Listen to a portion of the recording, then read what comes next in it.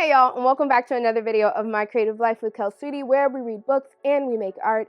And today we are combining those two things. For August being Artist Appreciation Month, I wanted to be sure to show a little bit of love to why I also love books, and that is because of the art. I wanted to do two-part series where I talk about one, judging books by their cover.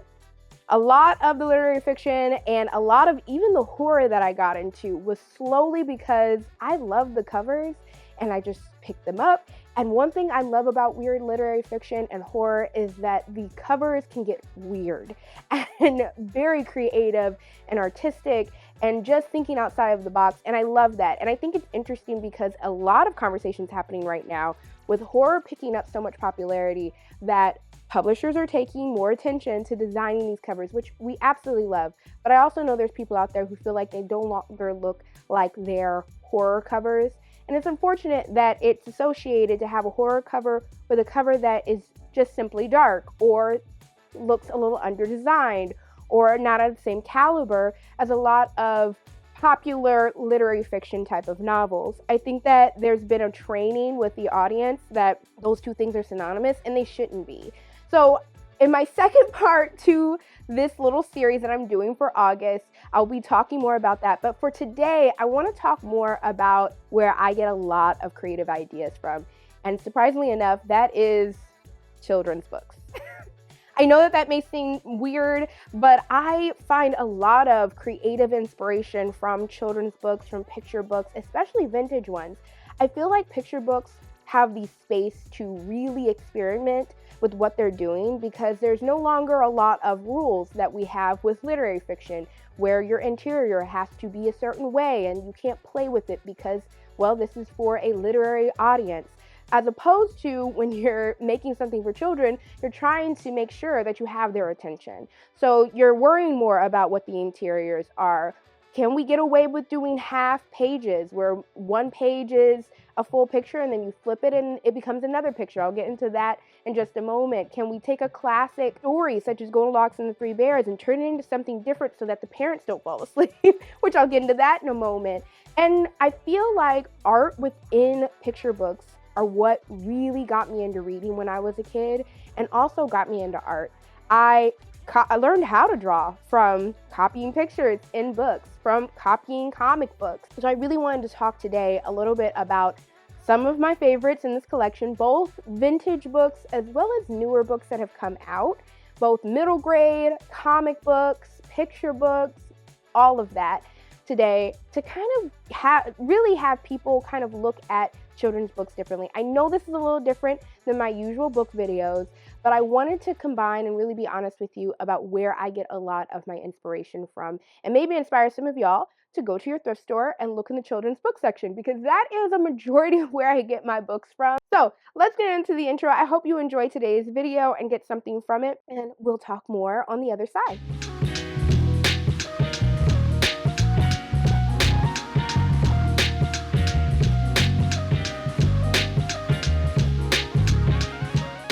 As I mentioned in the intro, I find a lot of creative inspiration as an illustrator from children's books, from picture books. I think there's just so much happening inside of them. And unfortunately, I think that a lot of people don't take them very seriously because they're written for children. But the art inside of children's books, honestly, I beg you, go to the children's section at a Barnes & Noble.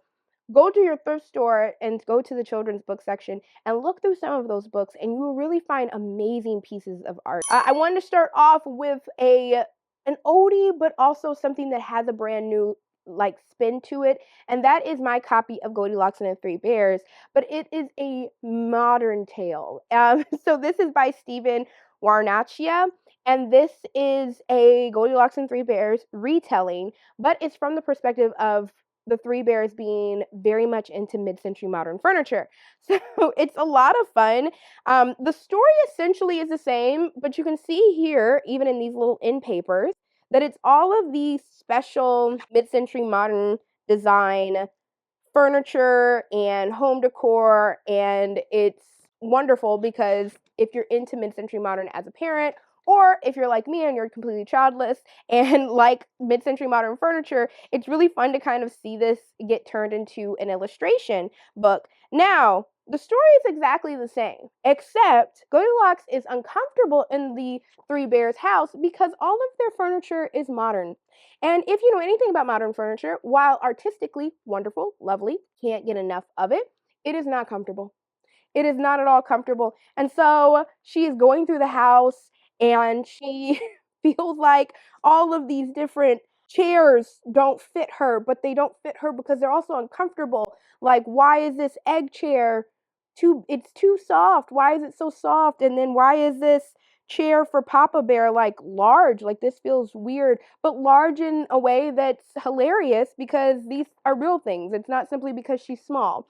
And I think that that was a wonderful way to kind of come across a very traditional story with a new spin on it. And as somebody who is an artist, I love this book because the palette that they used was amazing. And they really took into account the mid-century modern design and every last bit of even their illustrations in here. As you can see from even how the three bears are designed in here, it's sharp angles, it's asterisks, it's stars, it's all of this, it's pattern, it's line, it's movement.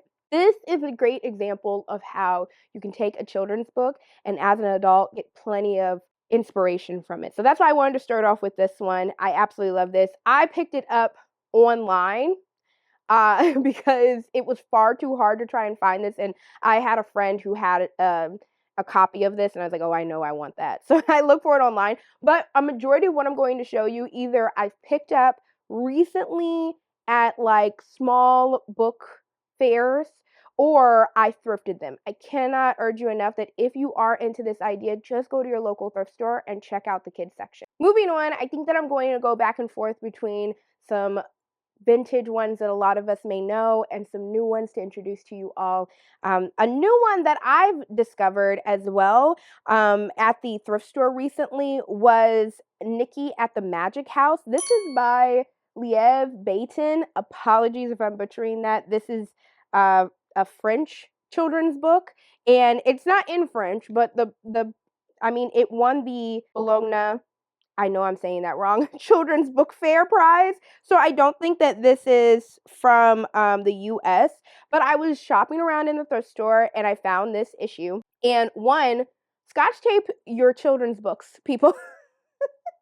It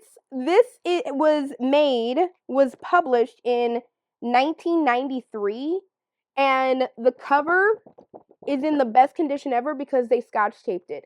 That's amazing. It's an amazing concept. I completely understand it. I feel like I want to Scotch tape all of my paperbacks now. I'm not going to say I'm going to do it, but I feel like that's a thing that I want to do. What's amazing about this, aside from the wonderful artwork, which that's not throughout the entire book. I don't know, Maya Castro, shout out to you because you wanted to label your book but not ruin your book, and I appreciate you for that. I hope that you're doing well because that was in 1994, which is also amazing when you thrift your children's books, just knowing that this was in somebody's house, that this was loved by somebody and read by somebody all those years ago. It's just wonderful. Here's what I love about this book, other than the fact that it's a little Halloweeny. It has these pages that are half pages, that are 2/3 of a page, so that you can move. And this is something that I love about children's books, is that they feel the freedom to experiment with texture, with can we get away with illustrating only a portion of this page? Can we do this? In order to have kids involved. You're like, oh, this empty attic. Nope. She just fell through the sky. And this is amazing. You may go, well, Kelsey, how are you inspired by that? Well, when I go to maybe I want to make a zine, or maybe I want to make a magazine, or even thinking digitally about posts or artwork that I'm making, maybe I want to think about how changing just a few things, having an empty space, and then creating movement within that space within a flip of a page or something along those lines. It's like those little flip books that you'd make with like a stack of Post-it notes. Again, it's very analog, but it's movement. It's movement regardless of, you don't need to have it be digital or have like a moving picture or anything. digitally. This is all happening here. And never mind the fact that the artwork itself is truly gorgeous. Again, this is all done with, you can tell this is, you can see the strokes of the colored pencil. You can see the waterline of the watercolor and everything. This is a children's book, but there's nothing at all immature about the artwork that's within it. A lot of time was taken throughout all of these pieces. This page was the one that like really, really I loved, kind of seeing this like empty basement and just explode with all of this movement.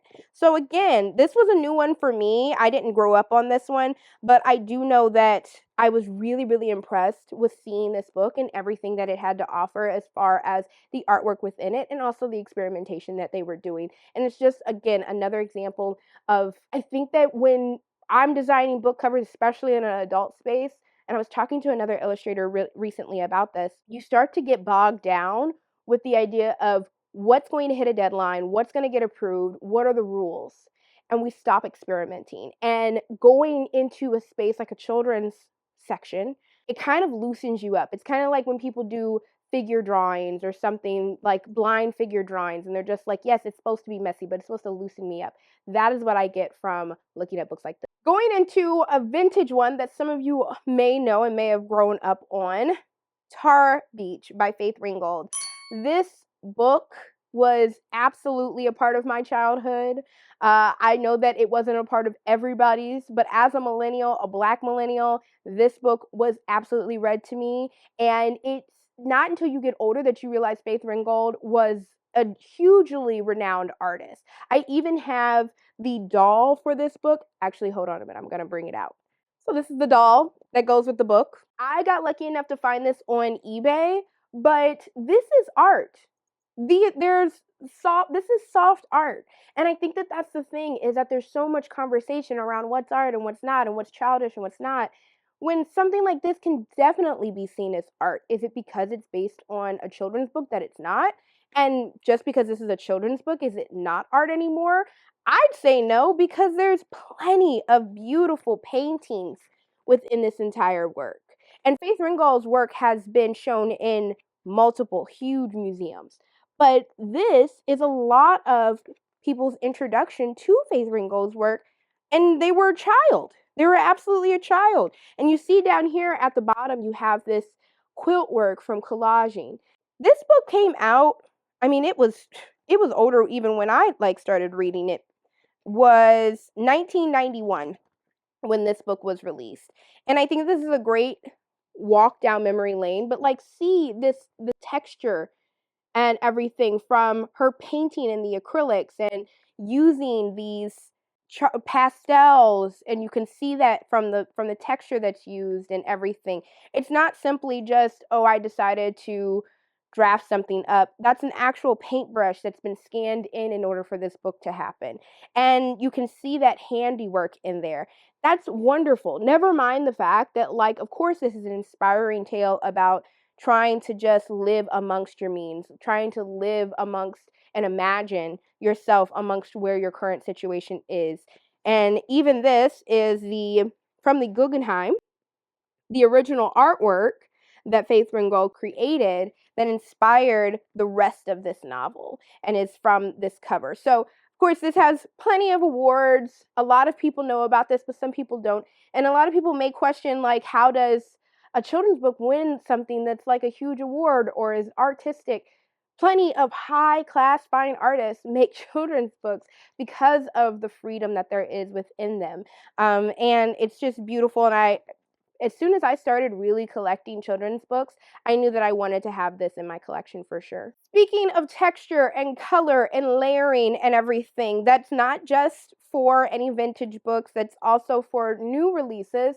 Some of y'all may know this one. That's Julian is a Mermaid. This is a wonderful, beautiful book about a child named Julian who wants to be a mermaid and is constantly, it's really kind of a tale about his family accepting him for how he is, even though little baby's in drag, honey, and he's beautiful. He's absolutely beautiful. But this story is about about his story wanting to be a mermaid and dreaming of being a mermaid and everything. And what is beautiful about this is just off this first page alone, you see all of the paint strokes. And this is really reminiscent of another book from my childhood, Snowy Day by Ezra Jack Keats. Again, another example of a huge artist who made a children's book, and it became absolutely pivotal for a lot of Black children who were millennials. I remember reading this book from the moment I came out the womb. And there's just movement like this, and you may be going, this seems like very abstract compared to Julian is a Mermaid. However, its texture is the main concern here. There's texture here being used. The same is happening here in Julian is a Mermaid. Another page that kind of features this is the actual end pages, this end cover.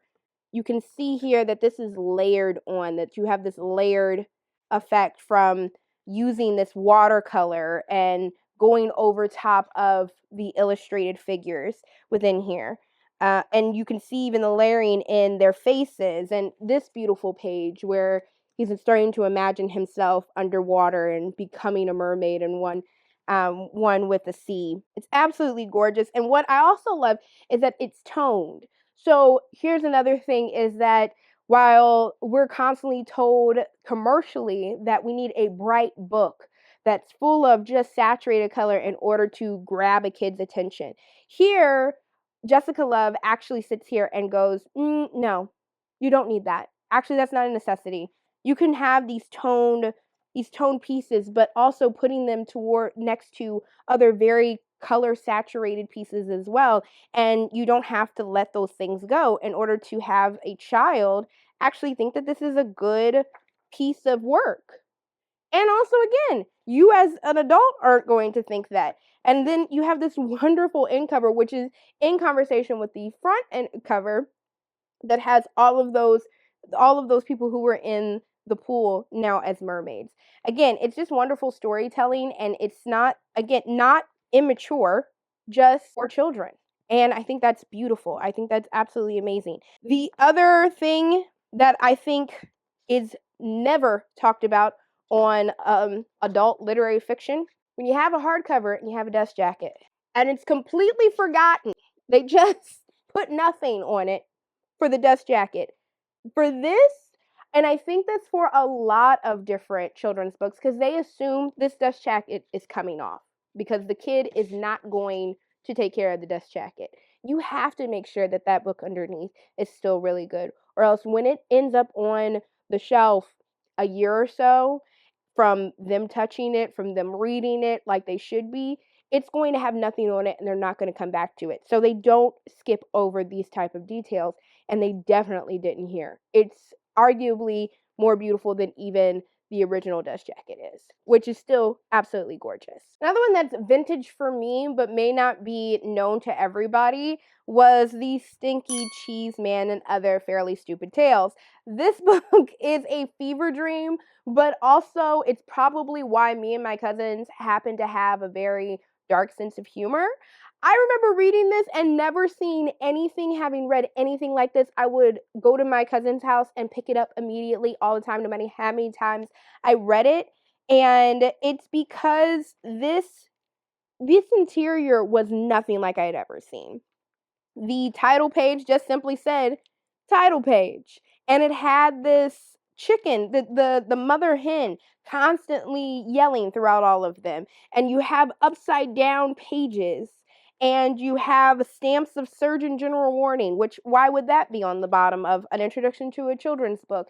But then you have these art pages that were absolutely gorgeous by Lane Smith, where they had this really, again, going back into that conversation of bright colors aren't necessary to have children's attention. Sometimes the writing, the funny humor of the actual photo can be enough.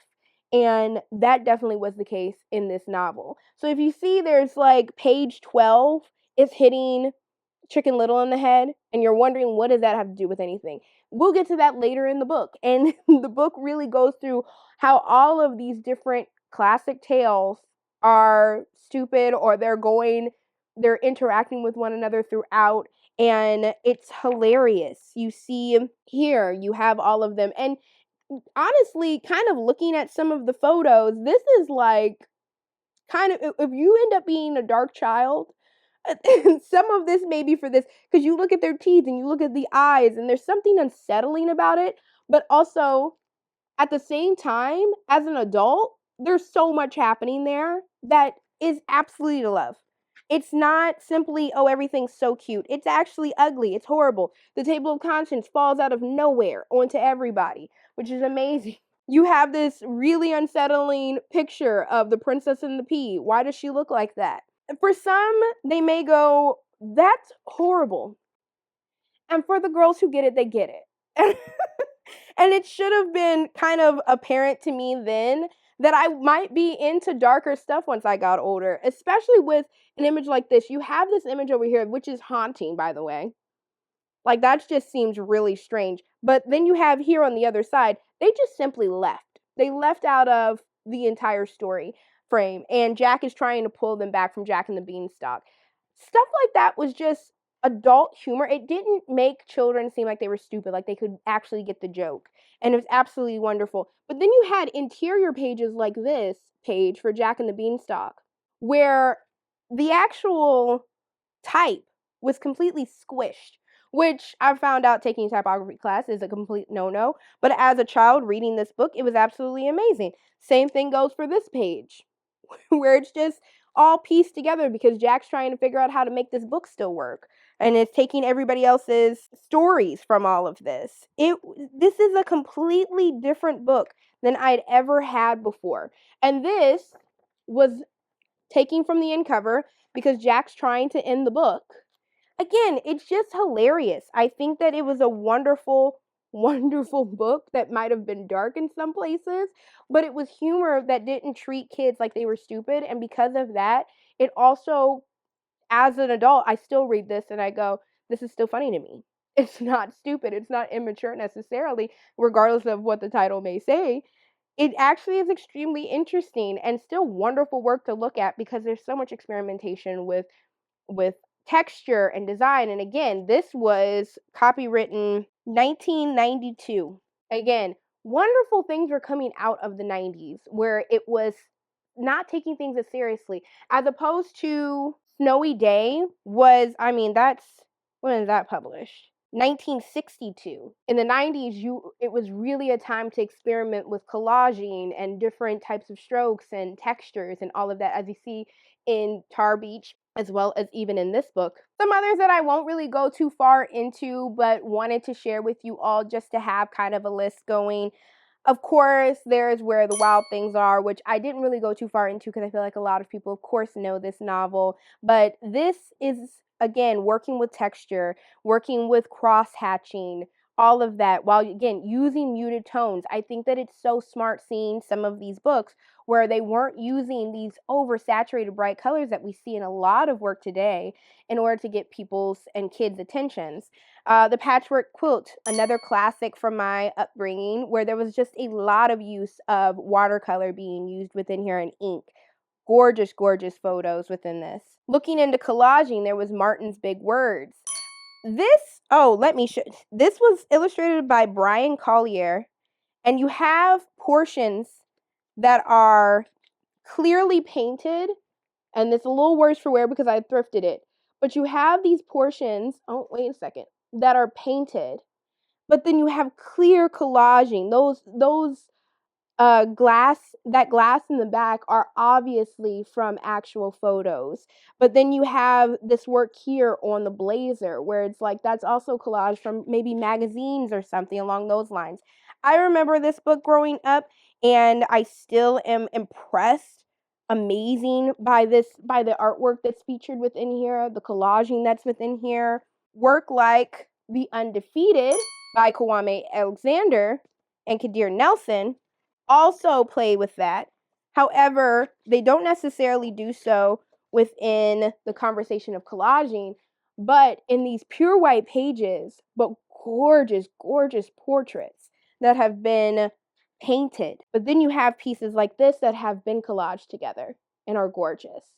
I just really, really love this. And again, this has gotten the Caldecott Award medal. Honestly, one day I'm probably going to go through all of the list of the Children's Book Caldecott Medal Awards winners and just basically look into buying all of those. Finally going into some middle grade books because I felt like there's some books on here that I have to show y'all in order for y'all to really understand why I love an interior design, because I do have love for my interior designers. That is an art form all of its own, and I think it you can really experiment with stuff once you get to middle grade. My introduction to really loving a crazy, weird type of interior design was probably Regarding the Fountain by Kate Kelssweetie. I couldn't tell you because no one ever told me how to say their name, because I picked this up at the library and I almost thought it was a fever dream until recently I looked it up and I found these books again and I ordered them immediately. They were illustrated by her sister, Sarah Kelssweetie. I apologize for butchering their last name because I really did love these novels. I was lucky enough to find a whole lot of 3 of them on eBay for very cheap because a library was getting rid of them. But they're in really, really great condition. And I don't know if some of y'all ever read these. The reason why I'm impressed by them, you look at the cover and you may go, okay, that's a cool cover. You look at the inside, and it's found media. The entire book is told in letters and transcripts and magazine clippings. And this is like baby's first House of Leaves. I have yet to ever find another children's book or middle grade book that is completely told in found media. And I think that that makes this so special. They have a whole line of other ones. I'm fine with the original 3 that came out because I personally remember those growing up. But I remember picking this book up and thinking that it was insane. Like, that the entire book wasn't written, but you had to put the pieces together regarding all of this dialogue that was happening, not from an author telling you, but from an author showing you, from memos, from reading about different types of a hotel, somebody sending a postcard from a hotel to a middle school, and each one has to do with some crazy thing that's happened in this town of Dry Creek. For this one, it was Regarding the Fountain, which is the very first one that it came out, but then they also have Regarding the Trees, and they have Regarding the Bathrooms, and it's really insane, crazy things that are happening because all of a sudden, some fountain that was supposed to be just fixed for like a little leak all of a sudden becomes this huge, huge thing that is basically a swimming pool for half the town. Or the bathroom that was supposed to just have one thing fixed about it all of a sudden becomes a bathhouse and all of that. And how it came to that point and how to get rid of it and how this principal is trying to take care of it.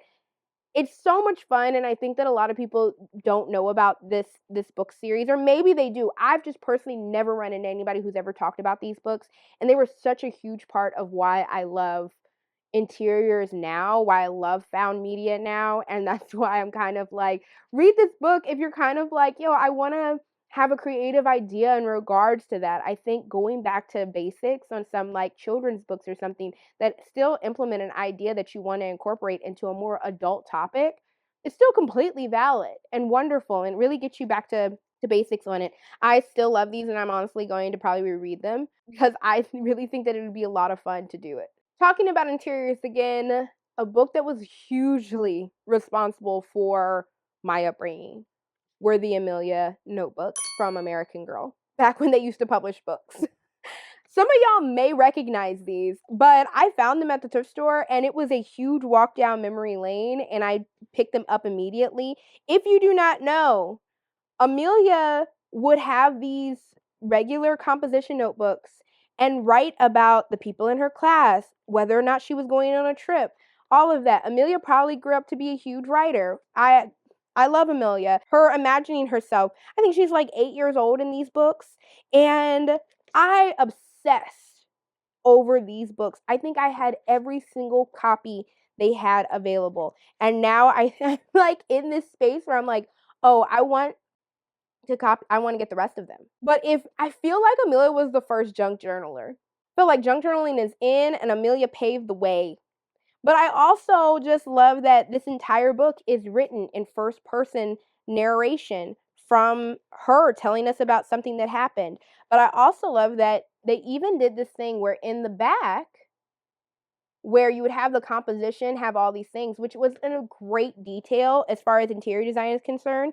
She would write on them because she didn't know what half of those things meant anyways.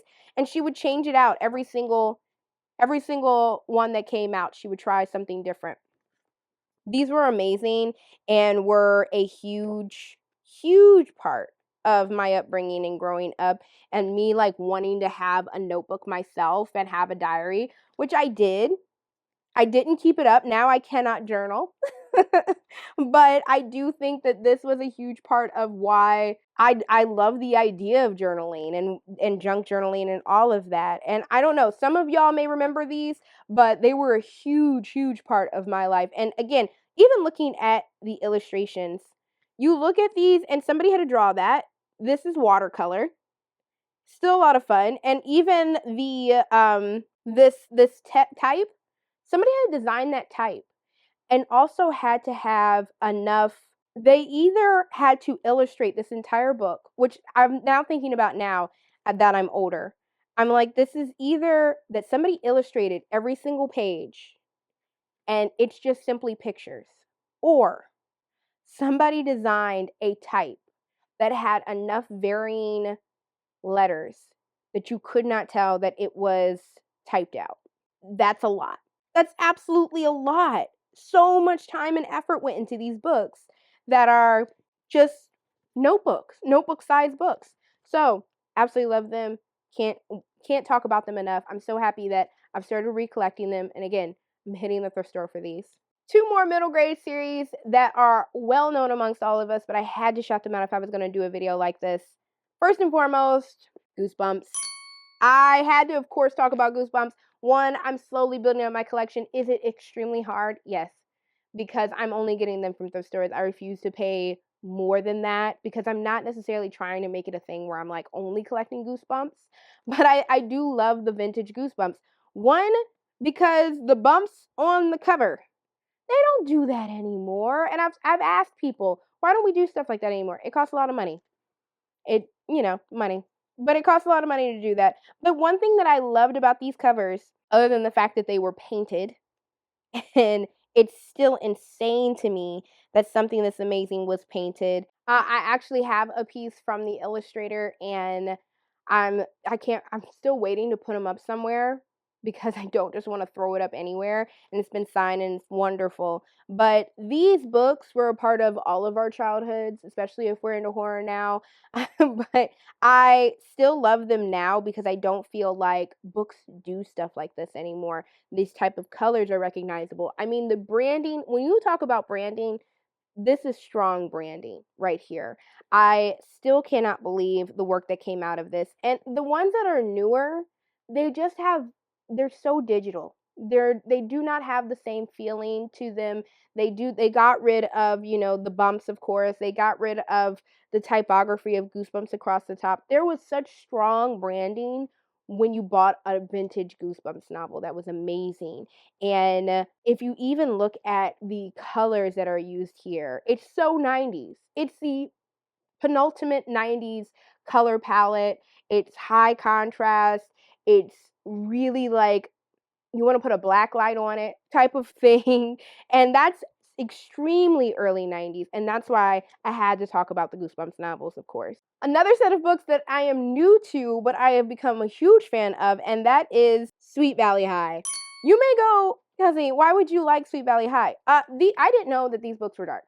Let me tell you why. Let me say, Kidnapped by the Cult, Kiss of a Killer, Camp Killer, Tall, Dark, and Deadly. I didn't know that's what Sweet Valley High was about. I thought that it was like the Babysitter's Club, real low stakes, which maybe these are still low stakes, but just crazy names. But Kidnapped by the Cult got me, and somebody got rid of their Sweet Valley High collection at the thrift store one day. I bought all of the ones that were creepy. I did. I regret nothing. I'm going to read them, and I'm actually really excited about it. But one thing that I really did want to share was that books like these, whether it was The Boxcar Children, Babysitter's Club, or Sweet Valley High, used to be painted. This is so 80s, and it's wonderfully 80s. I have wanted to start a 80s paperback collection because covers just were treated with so much attention. There was so much time spent on them. People were painting them. People were really working on them. And I have those in such high regard. And these did not disappoint. Let's look at this. Look at this. It's the reason why I wanted a VC Andrews book. Because the VC Andrew books with the pop-out cover, amazing. But also so inventive. And that's why I'm a huge, huge collector of these types of books that are vintage and they're for children and middle grade, because they were reinventing so much with the physical copy of a book that now I think that a lot of people, with how much people are reading, with Kindles, with digital, there's not as much time spent on the actual printing of a book and experimenting with that and having people be excited by what a book can offer. So these, I'm a new fan of these, but I've become for sure really into them. And I don't know. I just think that it's a slippery slope that I found myself in.